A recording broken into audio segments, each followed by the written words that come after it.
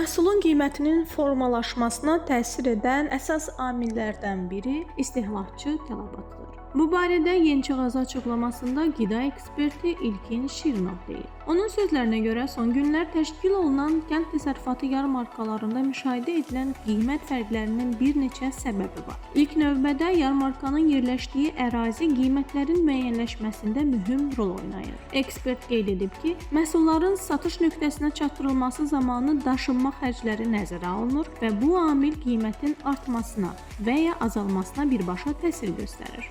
Təşkil olunan yarmarkalarda qiymət müxtəlifliyinin olması nəzərə alınandır. Səbəb isə yarmarkanın yerləşdiyi ərazilər, yəni burada yol xərcləri, yol məsrəfindən danışmaq olar ki, bu ərazilərdən asılı olaraq kənd təsərrüfatı ilə məşğul olan sahibkarların daşınma xərcləri ola bilər. Bu məhsulun maliyyə dəyərinə təbii ki, təsir edəcək.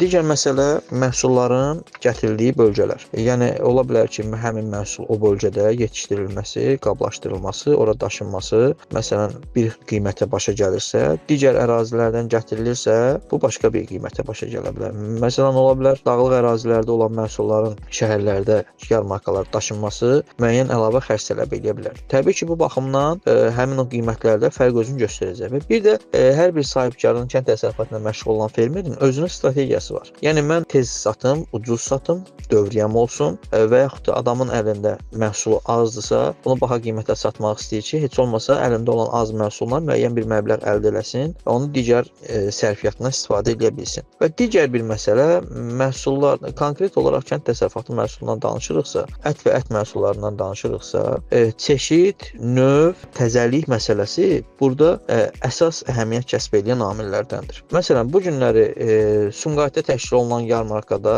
inək əti təklif oluna bilər müştəriyə 12 manata. Və yaxud Abşeron ərazisində təşkil olunan yarmarkada camış əti müştəriyə təklif oluna bilər 10 manata.